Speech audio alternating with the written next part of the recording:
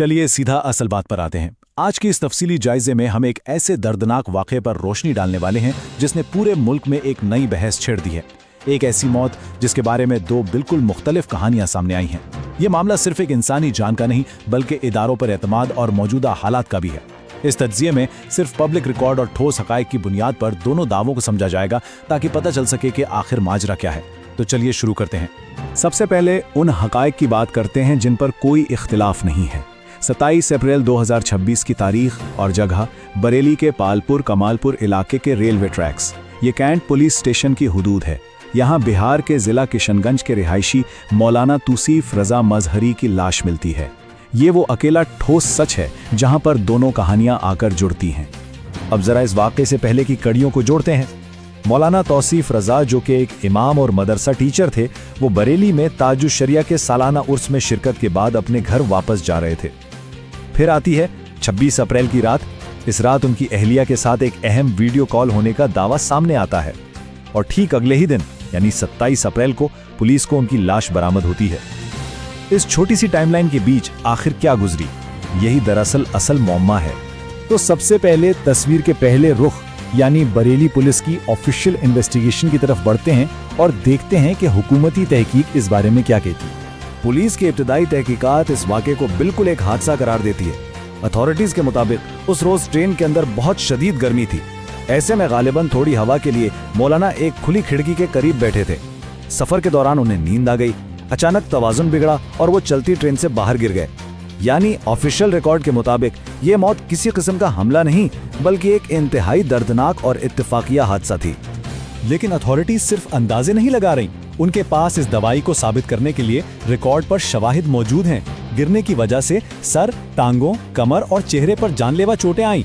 लेकिन यहाँ सबसे अहम पॉइंट क्या है, वो ये है कि उनका सामान यानी उनका मोबाइल फोन, पैन कार्ड और ATM कार्ड बिल्कुल। हेलो तबस्सुम, हाँ একটা সারাই মুখে ট্রেন পকড়লিয়ে উল্টা सीधा बोला है रे मार से वही ना पुलिस को फोन करा तो साजान पुलिस उस पे मार के लोग छने की ट्रेन की क्या तो लोग ला देगी वो साहब की तो हेल्प करो तो यार। और ठीक अगले ही दिन यानी 27 अप्रैल को पुलिस को उनकी लाश बरामद होती है। इस छोटी सी टाइमलाइन के बीच आखिर क्या गुजरी, यही दरअसल असल मौमा है। तो सबसे पहले तस्वीर के पहले रुख यानी बरेली पुलिस की ऑफिशियल इन्वेस्टिगेशन की तरफ बढ़ते हैं और देखते हैं कि हुकूमती तहकीक इस बारे में क्या कहती है। पुलिस की इब्तदाई तहकीकात इस वाक़े को बिल्कुल एक हादसा करार देती है। अथॉरिटीज़ के मुताबिक उस रोज़ ट्रेन के अंदर बहुत शदीद गर्मी थी।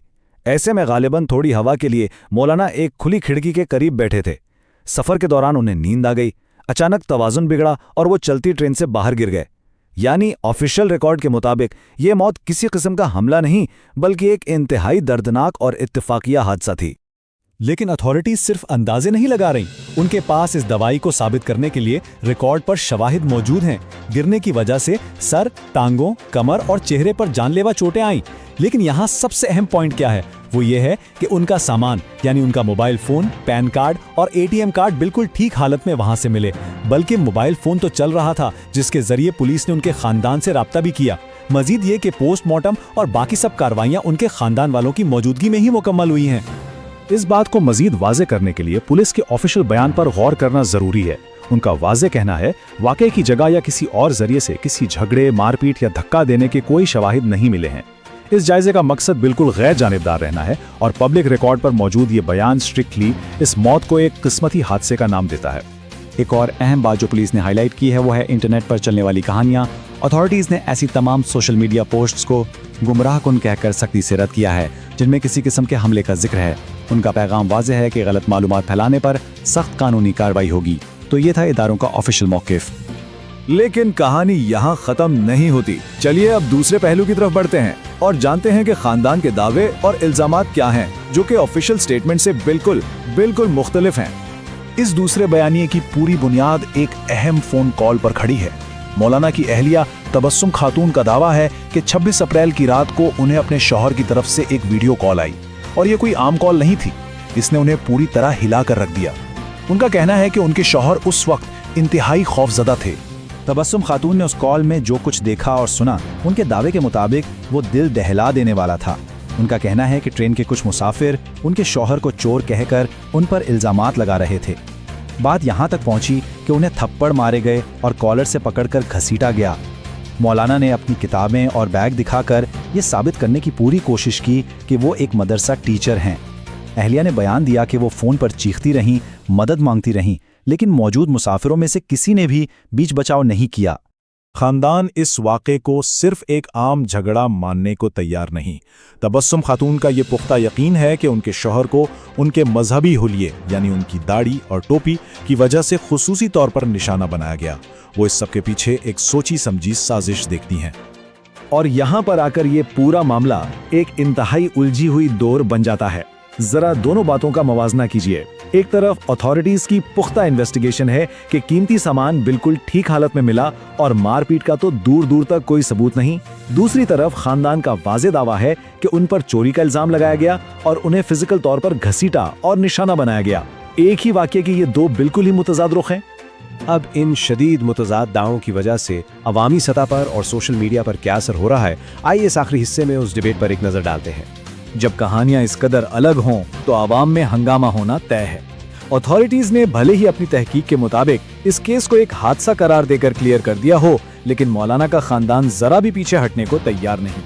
वो मुसलसल एक वाज़ेह, शफाफ और गैर जानिबदाराना तहकीक की मांग कर रहे हैं ताकि उस ट्रेन सफर की उस आखिरी रात का मुकम्मल सच सामने लाया जा सके। और इसी सब के साथ आखिर में एक गहरा और बेचैन कर देने वाला सवाल बाकी रह जाता है, क्या ये सिर्फ एक इंतहाई दर्दनाक और किस्मती हादसा था या फिर ये एक खौफनाक और डिलिबरेट हमला था? पब्लिक रिकॉर्ड ने दोनों ही अलग अलग पहलू और दलाइल बिल्कुल वाज़ेह कर दिए हैं। कहीं ना कहीं इन्हीं दावियों और इन्वेस्टिगेशन के दरमियान असल हकीकत छुपी हुई है। इस तज्जिये को आखिर तक सुनने के लिए बहुत शुक्रिया।